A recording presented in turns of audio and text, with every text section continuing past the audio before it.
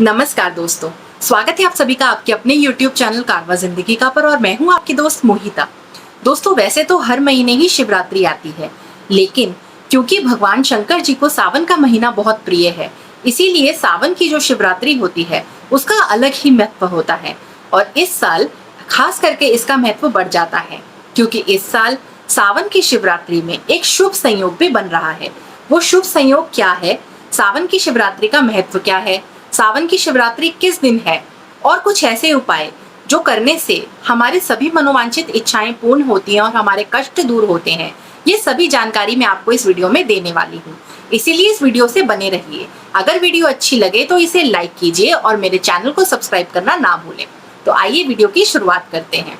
दोस्तों, सबसे पहले जान लेते हैं कि सावन की शिवरात्रि कब है। सावन की शिवरात्रि तिथि जो है वो 26 जुलाई दिन मंगलवार को शाम को 6:46 से शुरू हो रही है और 27 जुलाई यानी दिन बुधवार को रात को 9:11 पर समाप्त हो रही है। तो अगर आप शिवरात्रि का व्रत करना चाहते हैं तो आप दिन बुधवार यानी 27 जुलाई को करेंगे। व्रत का जो पारण समय है वो सवेरे 5:40 से लेकर दोपहर को 3:51 पर है। ये 27 जुलाई को है। जी हाँ, तो अगर आप व्रत करना चाहते हैं तो इस दिन आपको सवेरे जल्दी उठकर स्नान करना है, स्वच्छ कपड़े पहनने हैं। इसके बाद आपको शिवजी और माता पार्वती जी की साथ में पूजा करनी है। शिवलिंग का जो अभिषेक है वो आपको पंचामृत से करना है। पंचामृत में आपको दूध, दही, शहद, शक्कर और घी, ये 5 चीजें मिलानी होती है। साथ साथ इसमें गंगा जल मिलाना बिल्कुल ना भूलें, क्योंकि जो शिव भक्त होते हैं वो गंगा जल से ही शिवलिंग का अभिषेक करते हैं। और आप जानते हैं कि इस सावन के महीने में ही कांवड़ यात्रा भी निकलती है।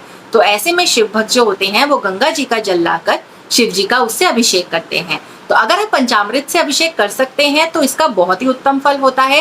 यदि नहीं कर सकते हैं तो कोई बात नहीं, आप गंगा जल से भी शिवलिंग का अभिषेक कर सकते हैं। तो ये पहली चीज है जो आपको इस दिन करनी है। दूसरी चीज दोस्तों, अब इसका महत्व क्या होता है।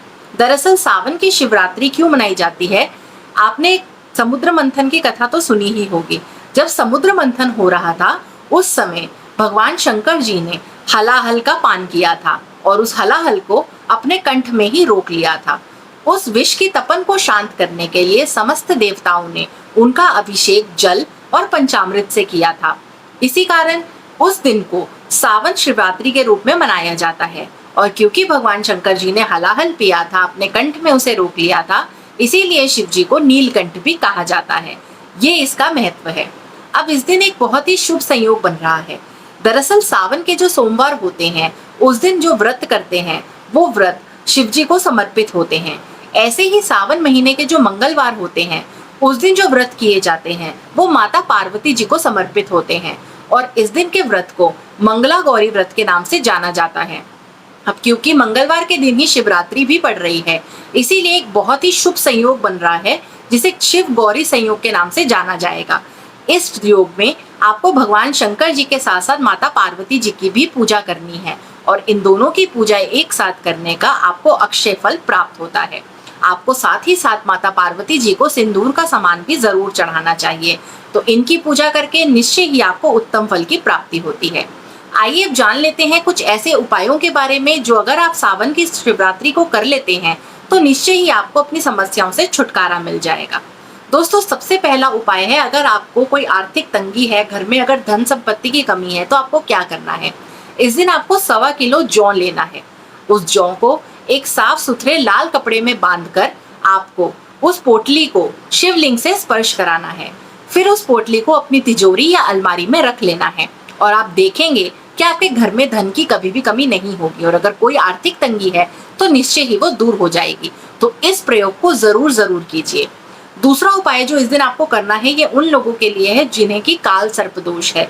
अगर आपकी कुंडली में या आपके घर में किसी की कुंडली में काल सर्प दोष है तो आपको शिवरात्रि के दिन अपने घर के बाहर हल्दी से स्वास्तिक का चिन्ह बनाना है। इसके बाद शाम के समय अपने घर के ईशान कोण में जहां आपका मंदिर बना हुआ है वहां आपको दीप जलाकर रखना है। शंकर जी की मूर्ति या चित्र जो भी आपने मंदिर में रखा है वहां पे आप उसके पास में घी का जो दीपक है वो जला के रख दीजिए। इसके बाद आपको कम से कम 3 माला महामृत्युंजय मंत्र का जाप करना है।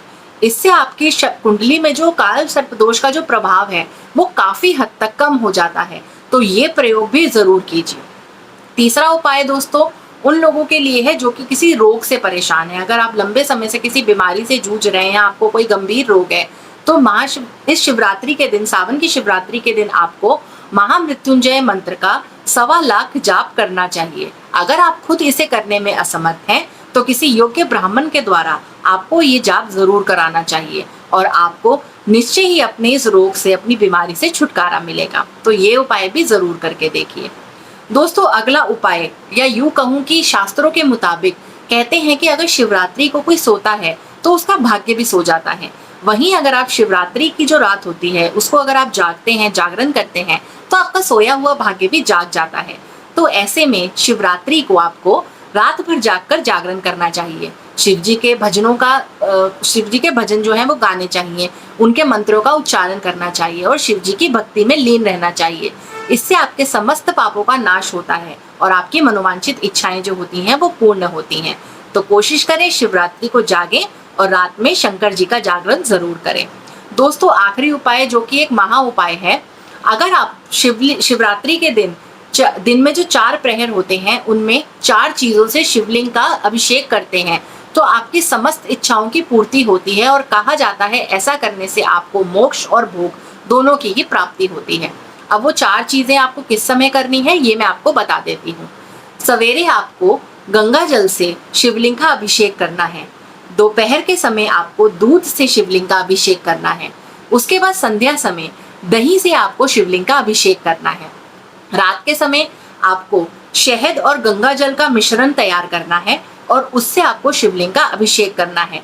निश्चय ही आपको इससे विशेष फलों की प्राप्ति होती है। तो दोस्तों मैं आशा करती हूँ कि इस वीडियो से आपने सावन की शिवरात्रि के बारे में बहुत कुछ जाना होगा, काफी आपको इससे ज्ञान मिला होगा। अगर हाँ तो इसे निश्चय ही औरों से भी शेयर करें ताकि उन्हें भी इसका लाभ मिल सके। शिवरात्रि बहुत ही एक खुशी के साथ मनाने वाला त्योहार है और भोले भंडारी बहुत ही आसानी से अपने भक्तों से प्रसन्न हो जाते हैं।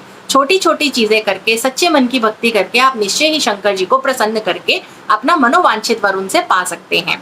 तो इस चीज का भी आप ध्यान करिए और निश्चय ही शंकर जी हम सभी की सभी मनोकामनाओं को पूर्ण करें, ऐसी मैं आशा करती हूँ। फिर मिलती हूँ आपसे एक नई वीडियो के साथ। तब तक के लिए ओम नमः शिवाय।